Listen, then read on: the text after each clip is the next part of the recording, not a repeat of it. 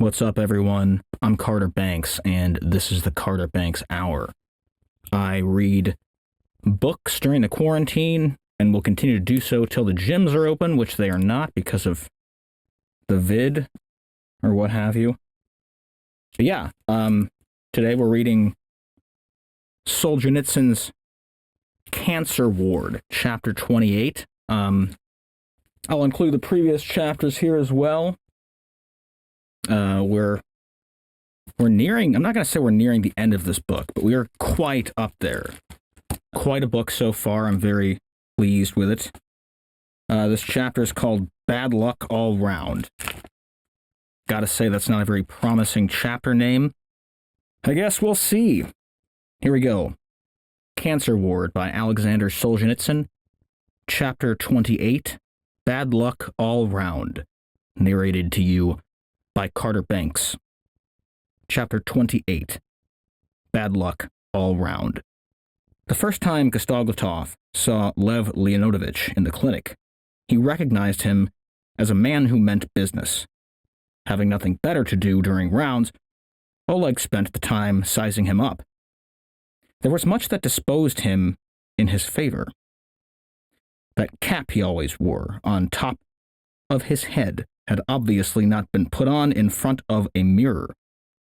His arms were too long, and sometimes he shoved his fists into the front pockets of his blind-fronted white coat. His lips were pinched at the corners, which made him look as if he was about to whistle.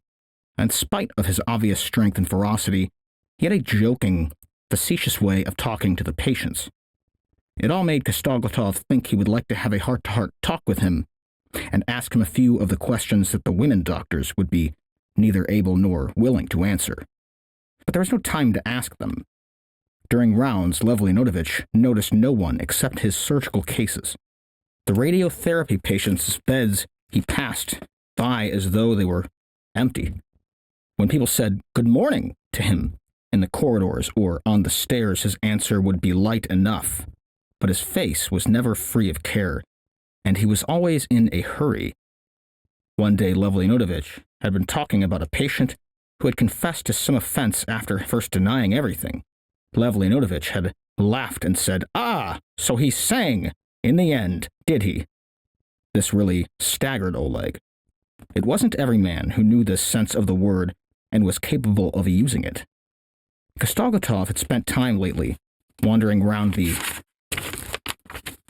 clinic, so his and the senior doctor's paths had crossed even less than before. One day, though, he saw Lev Leonovich unlock the door of the little room next to the operating theater and go in. This meant there couldn't be anyone else in the room. Oleg knocked on the white-painted glass door and opened it. Lev Leonovich had sat down on the stool. He was sitting sideways, as people do when they're only going to sit for a few minutes, but already he was writing something. "Yes?" He raised his head, but didn't look particularly surprised. Evidently, he was still busily thinking what to write next. Everybody always in a hurry, whole lives to be decided in a single minute. "Excuse me, Lev Leonovich?" Kostoglotov was trying to be as polite as he could contrive. "I know you're in a hurry, only there's nobody except you. Can you give me 2 minutes?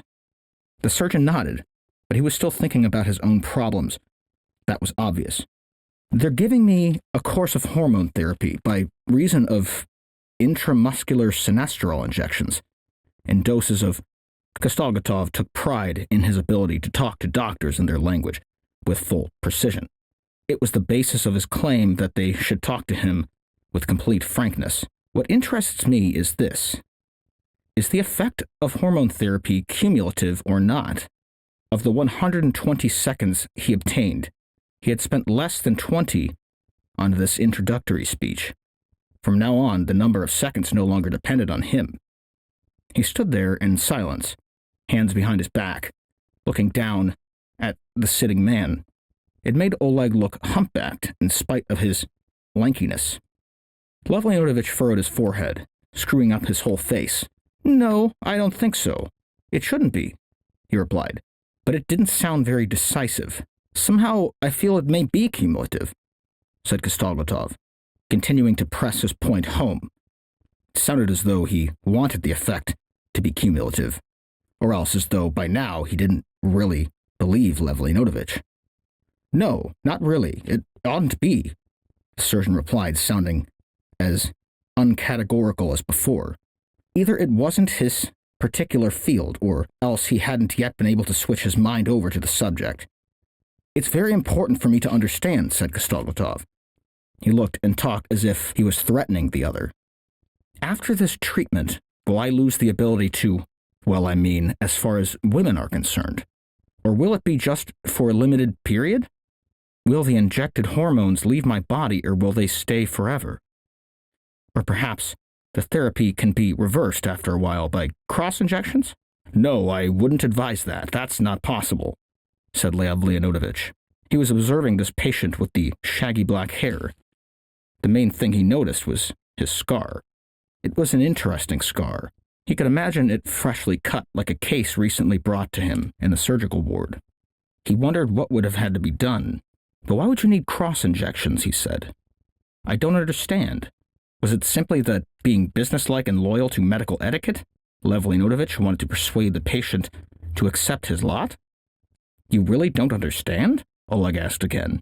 They'd already gone far beyond the 2 minutes, as well as beyond the doctor-patient relationship. Then suddenly Lev Leonovich spoke to Oleg with the lack of arrogance he had already noticed and appreciated. He addressed him like an old friend, in a lowered, unofficial voice. Listen to me, he said. Do you really think women are the flower of life? You know you can get fed up with them after a while. All they do is stop you achieving anything serious. He spoke with great sincerity. His voice sounded almost weary. He was remembering the most important moment of his life, when he had not had the strength to make one final effort, perhaps because it had been delivered in precisely this way. But Kostoglotov couldn't understand him at all. He couldn't imagine ever having more than enough. His head swung vacantly from left to right. His eyes stared vacantly too. There's nothing more serious in my life, he said. But this conversation was no part of an oncological clinic schedule. Consultative deliberations on the meaning of life, especially with a doctor from another department, were not in the timetable. That little fragile woman surgeon put her head round the door and walked straight in without asking permission. She was wearing high heels, and her whole body swayed slightly as she walked. She didn't stop, but crossed the room, stood close to Lev Leonovich, put a laboratory test in front of him, and leaned over it. From where Oleg was, she seemed actually to touch Lev Leonovich. She didn't call him by his name. Listen to this, she said. Dyomka has a white corpuscle count of 10,000. The loose strands of her hair drifted in front of Lev Leonovich's face, like thin reddish smoke. What of it? Said Lev Leonovich, shrugging his shoulders. It doesn't point to a good leukocytosis. It simply means there's a process of inflammation which will have to be suppressed by X-ray therapy. She went on talking and talking, and it was true. Her right shoulder was pressing against Lev Leonovich's arm. The paper Lev Leonovich had begun to write on was lying there. His pen was hanging idle, upside down between his fingers. Obviously, it was time for Oleg to leave. The long and secretly planned conversation had been interrupted at the most interesting point. Angelica turned round, surprised to see Kostoglotov still there. Lev Leonovich glanced at him too, peering over her head, a rather humorous expression on his face. There was something indefinable in his face that made Kostoglotov decide to go on. I'd also like to ask you, Lev Leonovich, he said, whether you've heard about this birch tree fungus, this chaga? Yes, I have, he confirmed quite willingly. What's your attitude to it? It's hard to say. I accept that some particular kinds of tumors react to it. Stomach tumors, for example. In Moscow, they're going crazy about it. They say the forests have been stripped of it for 200 kilometers around the city. Angelica leaned back from the table, picked up her arms, and walked out of the room. She looked contemptuous and as independent as ever, and she walked with a swaying motion that was extremely attractive. She left the room, but alas, the conversation they had begun was in ruins.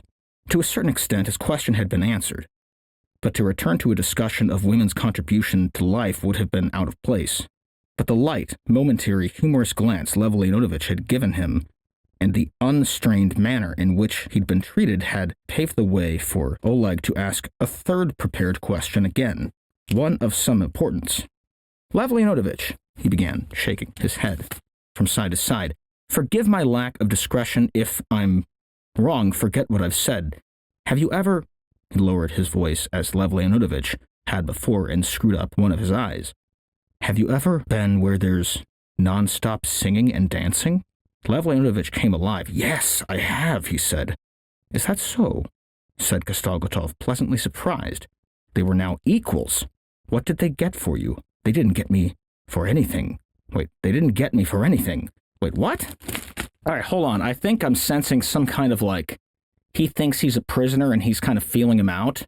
Kostoglotov thinks that Lev Leonovich might be, a doctor who was formerly also in the Gulag, but that is my take. And me telling you my take, even if I cut it out later, is going to help me read this chapter, so bear with me here. Forgive me for my lack of discretion. If I'm wrong, forget what I've said. Have you ever— He lowered his voice, as Lev Leonovich had before, and screwed up one of his eyes. "Have you ever been where there's non-stop singing and dancing?" Lev Leonovich came alive. "Yes, I have," he said. "Is that so?" said Kostoglotov, pleasantly surprised. They were now equals. "What did they get you for?" "They didn't get me for anything. I was a free man. I just worked there." "Oh, a free man?" Kostoglotov sounded disappointed. It seemed they weren't equals after all. "How did you guess?" the surgeon asked curiously.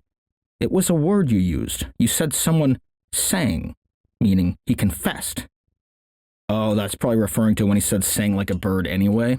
Reminds me of the equally funny metaphor of stool pigeon, which is someone they used to put in cells that would basically just tell everything that the person said to the guards. Basically just eavesdrop for the group. It seemed they weren't equals after all. "How did you guess?" the surgeon asked curiously.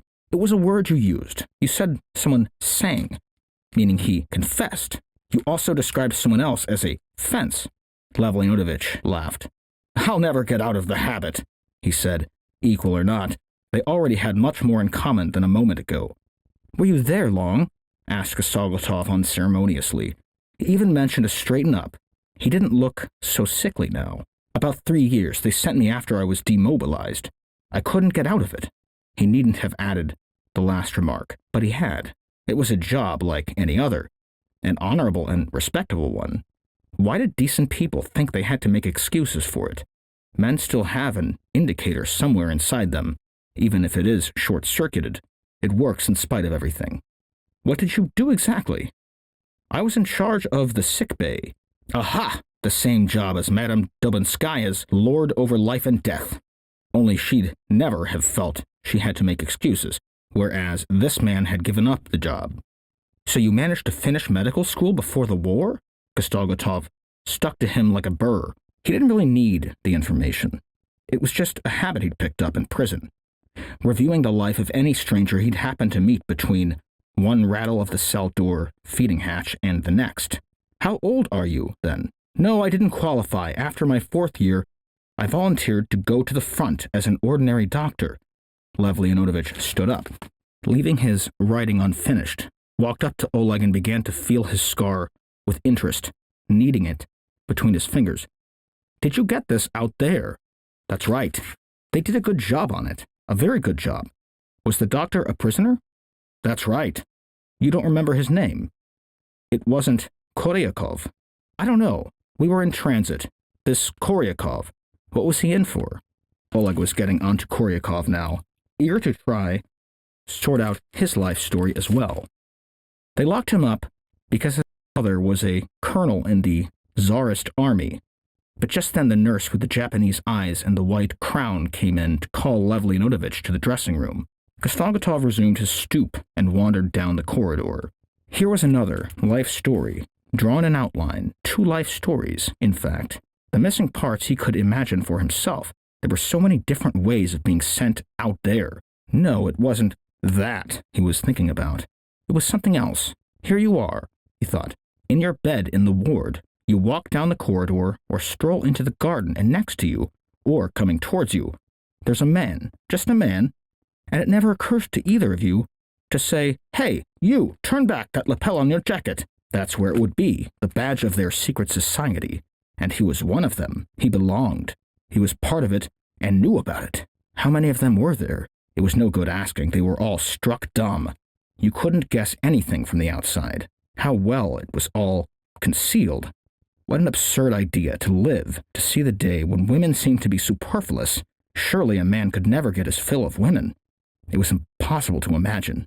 But basically there was nothing to be overjoyed about it.